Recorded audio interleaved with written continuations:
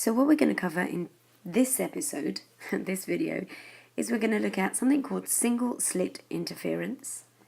We're going to have another look at the double slit interference that we did a couple of weeks ago, again, and maybe completing the derivation properly this time.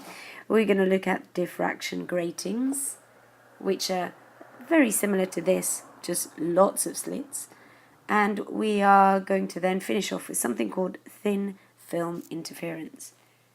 Now I'm going to leave it up to you how you do this. You might want to try a little bit of theory and some questions and then continue to finish, or you can try and understand as much of the theory as you can and then do all the questions at the end. It's up to you.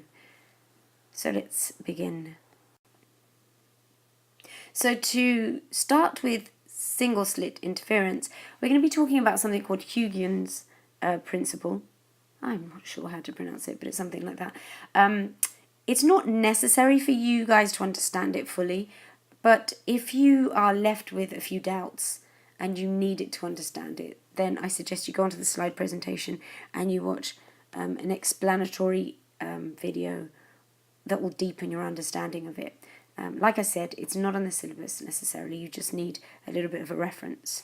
So I'll leave that up to you. Now we've come across diffraction before. Diffraction is the spreading of waves as they go through a gap, which is similar or smaller than the incident wavelength. But what we find is there's some very specific and very strange situations where you don't just get the spreading, but you actually get interference taking place.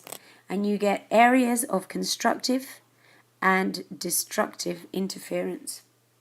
So we're going to look at that in a little bit more detail. And this is the setup you would use to try and investigate this effect. And we'll definitely dig this out in the lab at some stage in the lesson so you can see it. But what you have this time is a single slit, not the double slit that you used last time we did this experiment. You need monochromatic light, laser. And as you aim very, very carefully for the single slit on a screen, you should be able to see a very, very bright fringe in the center, followed by some dark fringes here, and some other repeated bright fringes. It's similar but different to the double slit interference pattern we got, but we'll compare them a bit later. So what you actually end up with is something like this. One intense, very strong bright fringe in the center and repeated patterns of dark and light. And so here we have a really nice illustration of this. We have a small gap, very small gap, and you get a nice curved diffraction pattern. But there's this key situation where you start to perceive the constructive and destructive interference. So single slit diffraction focuses on this situation, interference due to a single slit. Now, why on earth does that happen? Now, in order to understand how it works, we need to think about something called Huygens principle. Huygens pronounced the American way. I'm not sure how to pronounce it in Dutch. But what he stated was stipulated at the time, which helped understand an awful lot of wave-based phenomena, was that you need to consider diffraction as not a sequence of waves, the way that we've looked at them before, like this, like wave fronts, but to consider an infinite amount of point sources. So according to Huygens' principle, each point on the wave front can be thought of as a source of a spherical wavelength. So the reason why we get this spreading out is because when you consider all these individual wave spreads, these spreads, so you can see this one spreading out, what happens when they all sequentially, like constructively interfere with each other, is you end up getting this wave front. which is just basically adding them all up together. Now, why this helps with the interference patterns is it allows us to build a model for lots of interfering sources. Like I said, you can go back to the video and do a bit of research if this is something that interests you. But for now, you don't actually need to take this any further, because the model allows us to look at diffraction patterns like this. So if we take, for example, in this gap here, and we place our model of 1, 2, 3, 4 point sources, each emitting a sequence of waves, you can see that there is, thanks to these diffracting point source patterns, we can see that they constructively and this would be destructively and constructively interfere with each other. They also account for the particular nature of the diffraction pattern for a single source, which has a very strong, intense peak in the center opposite the gap, and then the repeated and smaller intensity patterns of the other peaks at either side. Okay, but I'll come to that in a minute, because you do need to be able to describe the intensity pattern in a lot of detail. So now let's go and do some maths.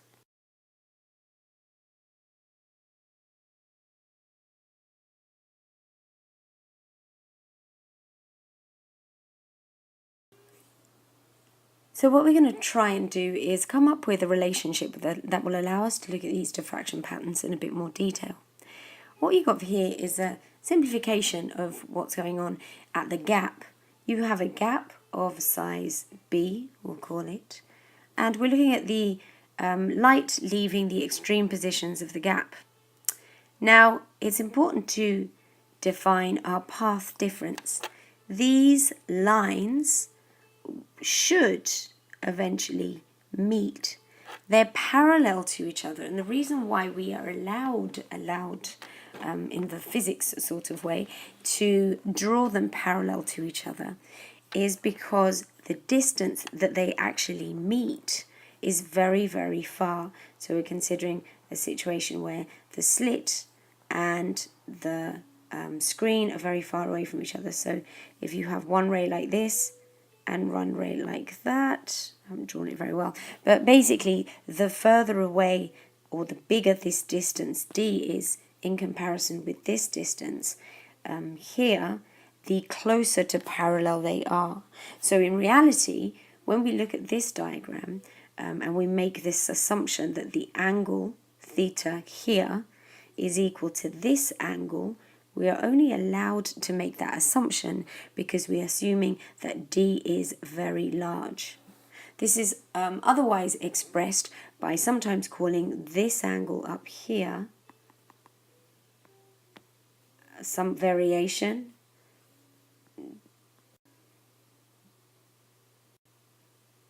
and an approximation is allowed. So you would say theta dash equals theta. Okay, so I'll just say that again. These two angles are assumed to be the same only because our distance d is very large. So what happens when these two meet? They would constructively interfere or destructively interfere depending on this path difference. Now let's do a bit of background theory. If this path difference, the difference in length of this wave and this wave, if that path difference is lambda, then what you get is constructive interference. And if it's lambda over 2, it becomes destructive. Okay, so we're considering destructive interference at this point here. So we'll be looking at this phenomena when the path difference here is equal to lambda over 2. So that gives us the beginning of something. Now we're going to look at this a little bit differently, however, in the light of the relationship that we came up with for Young's double slits. Now, in order to fully carry out a derivation using Huygens principle, we need to refer to our double slits idea. When we have a double slit situation, we were dealing with a distance between two slits. So we would say the center of one slit to the center of another, and that was our distance x. Actually, I think we definitely refer to it as d. Okay, so that was our distance d. What we're going to be looking at here, though, is we're going to be treating our wave fronts. We're going to be looking at the interference patterns as if they were coming from exactly the same as the double slit situation. We're going to be looking at two arbitrarily chosen points in that slit. Now, the best way to think about this is if we divide that single slit into two.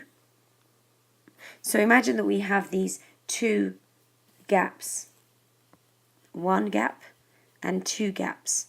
So what we'll do is take a point in the center of this gap and a point in the center of this gap. And now our distance, our width distance, is equal to W over 2. So now we're going to consider the path difference between the waves that travel from this point and the waves that travel from this point, eventually converging at a distance very, very far away and destructively interfering. Okay, so that's better. So here we have the two parallel rays which eventually meet here, and there's a path difference. Now, before we draw the path difference, let's draw the angle to the center. Okay, and as previously stated, that same angle is here. Now, what's really important about this point is the path difference. This bit here, which we've already seen, has to be lambda over 2 in order for destructive interference.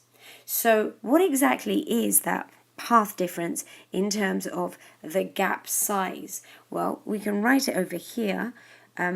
We can see if that is theta, W2 sine, because it's the hypotenuse of that triangle, and we want to find the sine of it, sine of the angle would be equal to lambda over 2 to give you destructive interference. And in order to simplify that, we would end up getting rid of those two. And then if you remember, for very, very small angles, and this is indeed a very small angle, sine of theta equals theta. Okay, so what we end up with is this. Now, for some bizarre reason, because I've read this in so many different textbooks in my life, I've mixed up W with B. Okay, so this should be a B. Okay, so now it makes sense and it fits the book. Let me change it on here as well. So this should be a B as well. And it fits what it says here. The angle for the first minimum of a single slit diffraction pattern is lambda over B. This is not on the data booklet. Okay, so you can just learn it, or you can understand the derivation, which potentially could come up, not in a complete form, but maybe broken down. So it's important that you do understand it. Okay, so here is our diffraction pattern question. Now, this can be expanded, and I'll tell you in what direction.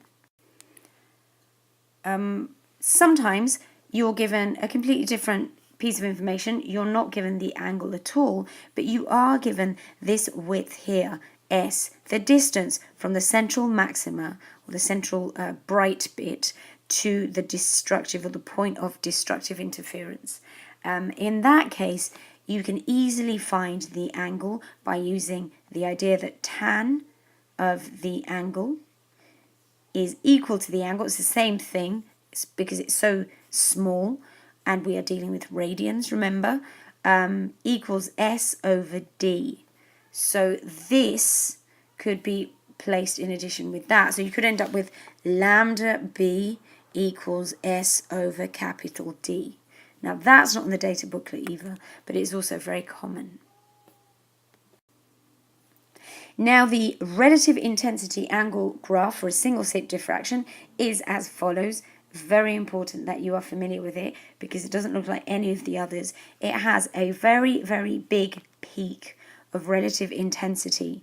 And then the minimums, which you can see on the x-axis reads angle, okay? The minimums are evenly spaced at equal intervals, which are highlighted here, and you could be asked to actually put some numbers to them. So as long as you remember that the difference between them is the same, once you have the angle of the first destructive interference, then it's quite easy to place the next, because it would be 2 times that angle, which is twice the wavelength over b, the gap thickness, etc. Okay, so make sure that you learn that. You can stop and try some questions now, or continue and fill your head with more facts.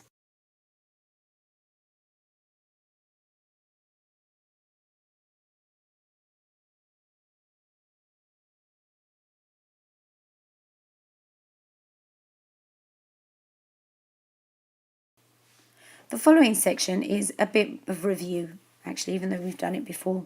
We're going to look at interference again.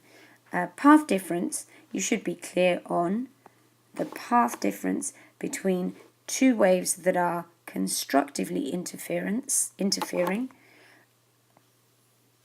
okay, is n lambda. Now n is an integer depending on which bright or constructive fringe we're looking at, and I'll define that in a little bit more detail in a moment. The condition for destructive interference, therefore, would be the same plus a half, because that's when you're going to get a destructive situation where you are half a wave out of phase. Okay, so these are the conditions. You have n lambda for constructive and n plus a half lambda for destructive. And if you see it on a wavefront diagram, you'll see what I mean by which fringe we're discussing. So you tend to have something called a 0 order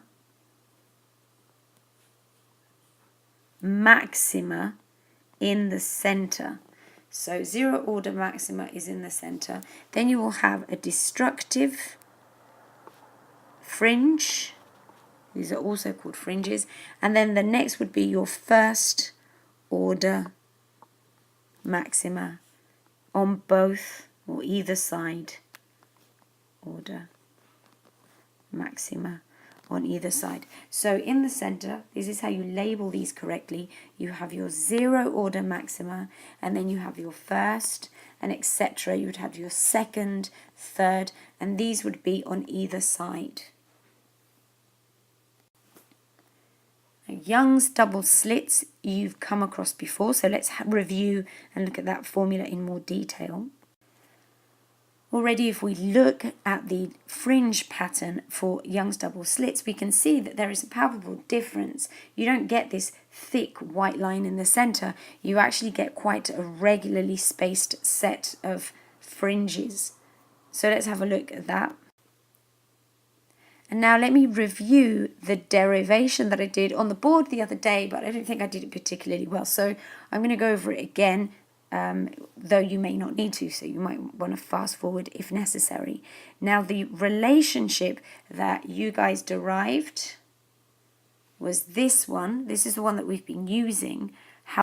It does look a bit different, darn it, because these books never agree. So that should be an S. Okay, so I'll write it under here. S equals lambda D over D. Okay, so that's the formula that you are using, the one in the formula booklet. So let's go over how we get to that. So this is our diagram showing how the lines space out to constructively interfere. So what we're going to be looking at now is constructive, and it makes sense to do that with these fringes because they are equally spaced out and equal in intensity, whereas in the previous example in single diffraction you're evenly spaced and similar fringes with the dark fringes, and that's why we looked at destructive. We're safe to look at the constructive because it's homogeneous, it's similar. So if we take a constructive fringe over here, we look at the angle from the center to that fringe, and we're going to call it theta. It's equal to this point here, but only because we are making the assumption that this angle and this angle is equal, and we can only do that because this distance is very big compared to this distance. So we're making an assumption. That angle is clearly not the same as that one, but the difference is so small that it doesn't actually affect the mass to the range of certainty that we're using. Okay, so enough of that disclaimer. Let's have a look at this point here. Now, why are we getting constructive interference? Because this wave is a multiple of a full wavelength shorter than this one. So this distance here, which is actually d sine theta, is equal to some function, some whole number, n lambda. Now, we already know from maths comes and saves us, that sine of that angle is the same as theta itself because the angle is very, very, very small.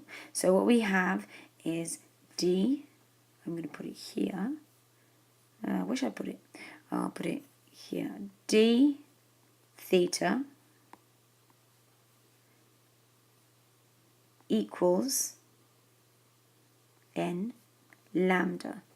Now, we could use it as is, or we could try and come up with a better, more measurable version of theta, which would be this distance, which we should call s, by the way. So s over d becomes theta, because s over d would actually be tan of the angle, but for very small angles, tan of the angle equals the angle. So tan of the angle equals s over d. So if we put this in here, we end up with, again, I'm running out of space, let's put it here, d s over capital D equals n lambda. Okay, now most of the time the n is 1 because we're just looking at the first maxima, the first order maxima. But in this case it would be 1, 2, 3, 4. It would be n equals 4, and the angle that you're dealing with is actually, the angle to the third order, 1, 2, 3, fourth order maxima there. So if we sum up in a slightly tidier fashion, we have a phase difference of d sine theta, which is equal to n lambda, some function of lambda. Because sine theta is the same as theta, we end up with d theta equals n lambda. And because of the triangular nature of the setup, we end up with d s over capital D equals n lambda. Now that formula can be used at any stage of its derivation. So n lambda equals d sine theta you will also find very useful, and it's important also to consider that your destructive interference will happen when n plus a half lambda equals d sine theta. Okay, so these two might be useful. Now let's have a look at our intensity angle graph, very different to your single slit intensity arrangement.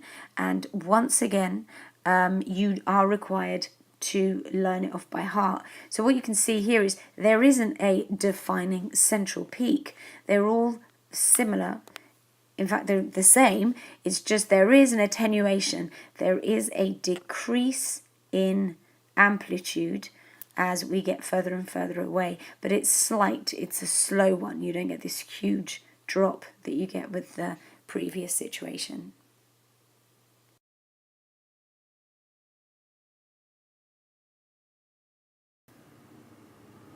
And in fact, you can sort of superimpose those two together.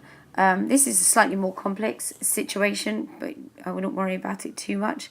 You end up getting your single slit diffraction envelopes superimposed over your secondary. But I wouldn't worry too much about this for now. Okay, so you have some questions coming up. Give it a go. Maybe try one or two before moving on.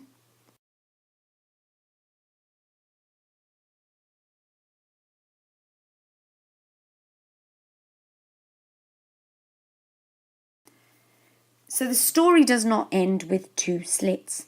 You can have as many slits as necessary. And in fact, a diffraction grating is a filter arrangement which has a huge amount of slits in them, and it has some really interesting effects.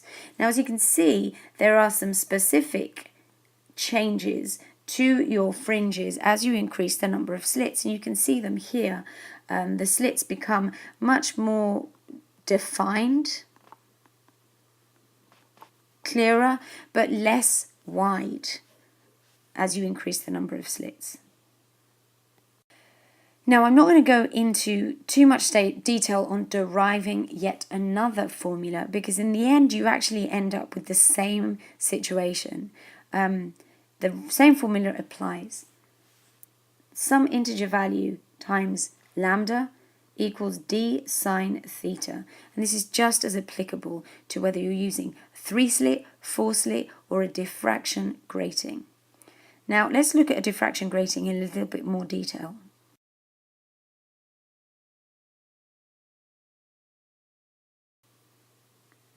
So what's a diffraction grating? A diffraction grating is a filter which has an obscenely large amount of gaps or slits. So for light, monochromatic light, there'd be of the order of 300 or 400 lines per millimeter. Now, how does this change the way that you would work out your constructive and destructive interference? Well, in working out D, now if you remember, D is the distance between gaps, you would use this information to try and calculate your gap thickness. So if you have 300 lines per millimeter, you would then have 1 millimeter, 1 times 10 to the minus 3 meters, and divide those by a 300 to find that gap width. Okay, so bear that in mind for questions. Apart from that, everything else is pretty similar.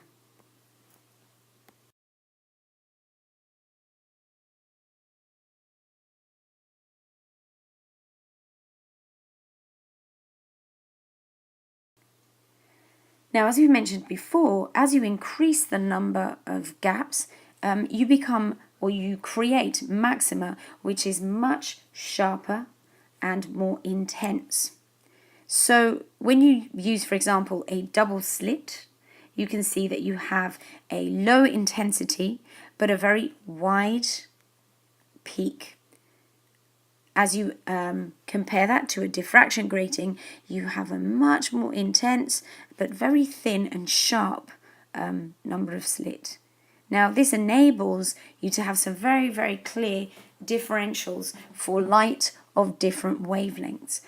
So, for example, if you're using visible light, you can easily differentiate the blues from the reds because they each line up in the correct position and they don't overlap because their distribution is so much smaller. So say, for example, you had visible light going through double slits. Both the red and the blue would position themselves in slightly different places because they have different wavelengths. Now, that difference is intensified with the diffraction grating because you don't get so much overlap. So you would get a distinct blue peak and red peak, I should say red peak and blue peak in different positions. And this allows you, and this would be how you would use diffraction gratings to identify spectra of different wavelengths. And I think this diagram does a much better job of showing how this happens. If you have white light, which is a collection of rays of different wavelengths incident on a diffraction grating, then you'll get your central white maximum. But then at your deviation, if I write the formula here, d sine equals n lambda, as you can see from here that your wavelength is proportional to the angle. So the bigger, and it's important you remember this, especially for multiple choice questions, but the bigger that wavelength, the bigger the angle. So red, which is bigger than blue, would have a greater angle, and so therefore would spread to a higher degree than the blue. And this is kind of the effect that you get when you look at white light through diffraction gratings. So hopefully I'll have that set up so you can have a bit of a play and have a look at them.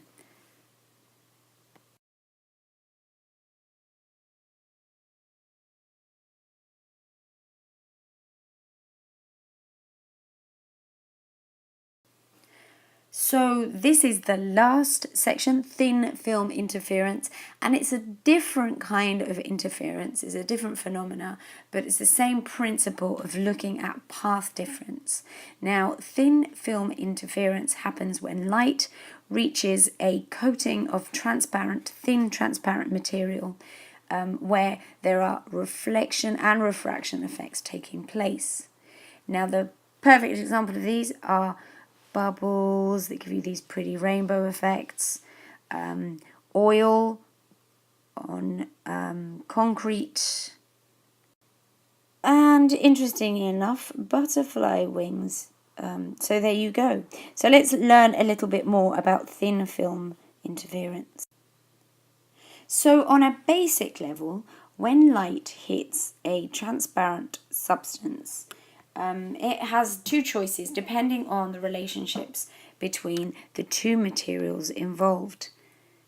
But let's consider just this simple situation of light travelling from air into a thin film of oil, for example, on a floor.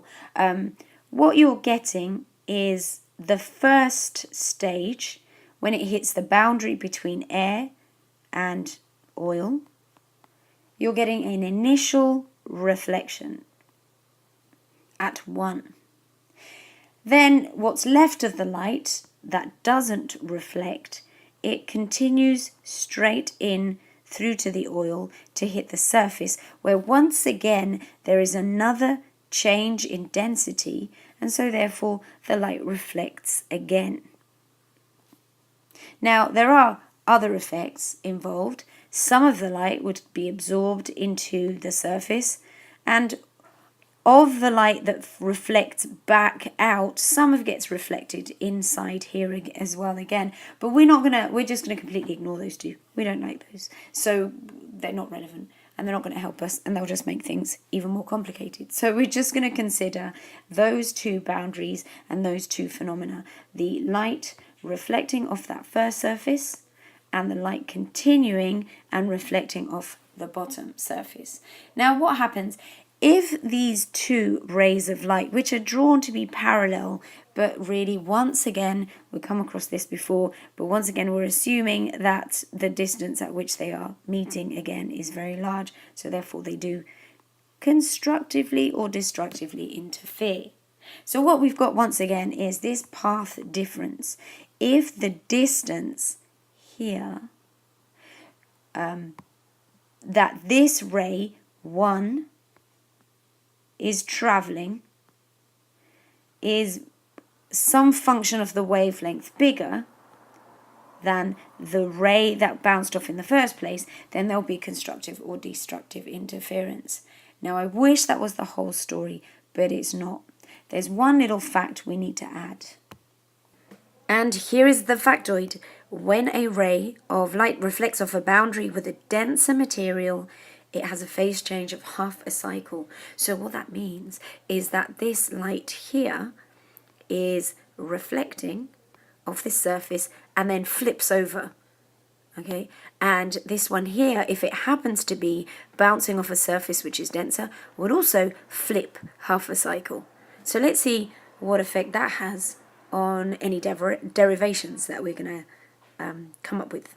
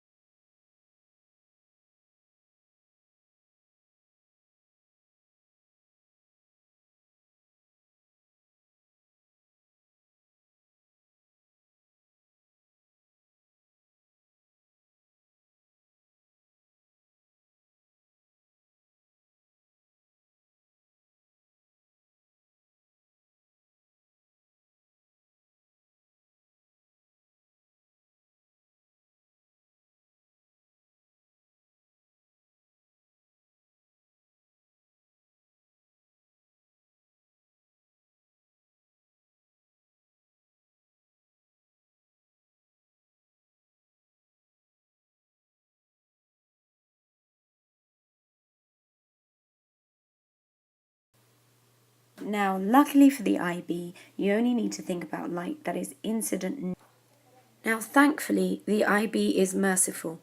And what I mean by that is, as we derive a relationship for constructive and destructive interference, we can make the following shortcuts or cheats.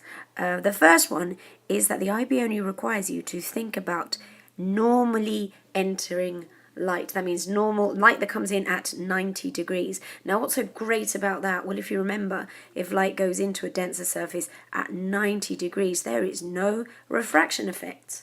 And now, that's not the only thing that makes life easier. The other thing that we are mercifully given the opportunity to do is to disregard the refractive index of this one and assume that the refractive index of if we call this air, A, B, and C, remember that the refractive indexes are important, we are allowed to assume that the refractive index at C is less than that of B. Now, why is that a good thing, I hear you say? Because if this refractive index is less than this one, we can disregard the phase change on this surface. So what's happening is that the light is coming in, hitting the material, the denser material, reflecting off. Of course, this pattern is fiction. This does not represent real reflection patterns, but bear with me.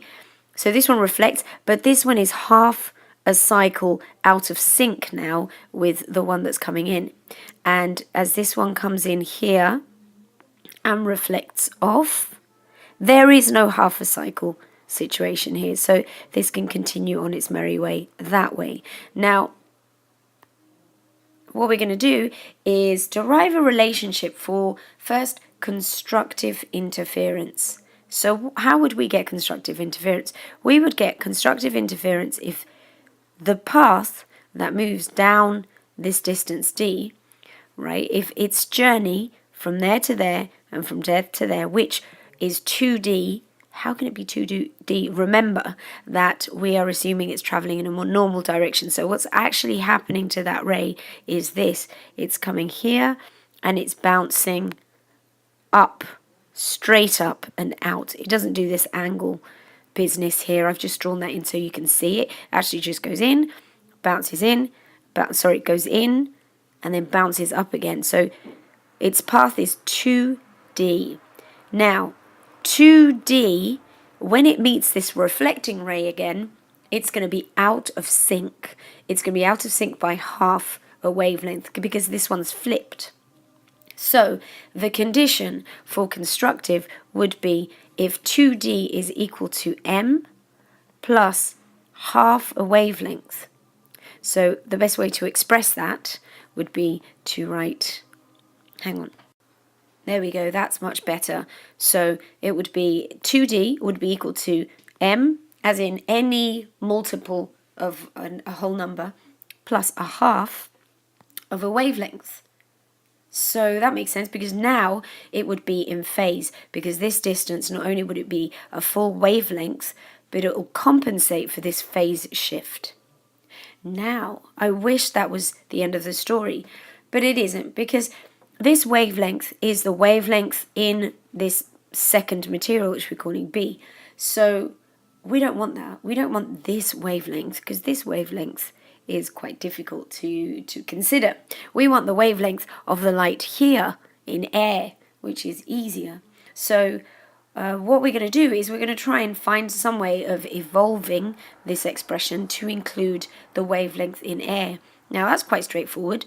If you remember from refraction, our Snell's law theory, we had the velocity of light in air divided by the velocity of light in some other medium would be equal to the refractive index of this medium, which we're referring rather randomly as B, and this one here would be the refractive index of air, which is actually 1, so that makes life easier. So why is that useful? Well, if you remember from V1 over V2, we also have, lambda 1 over lambda 2, because they are proportional.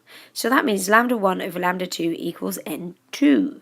So if we substitute that in, remembering this would be B or 2, let's change that to 2 instead of B. That B stuff was just nonsense. Now we can rewrite this equation to include the wavelength of the light in air. So let's do that. And here it is. We've got 2D equals m plus a half lambda in air divided by the refractive index of the material. And we can smarten that up, and now it looks like the relationship in the data booklet, which is m plus a half lambda 1 equals 2dn. Okay, so that's another relationship done. Now, let's not forget what we're trying to do in the first place. This gives us constructive interference, and just as easily we could also find the condition for destructive interference. It would be when this distance, or 2d, would give us an antiphase situation. So all we have to do is adapt this equation by getting rid of that half, because we don't want the two waves to meet in phase. So in order to find destructive interference, we would do 2dn equals m lambda, and just leave it as lambda, because you know what I mean. So that's that. And these are the relationships given in the data booklet.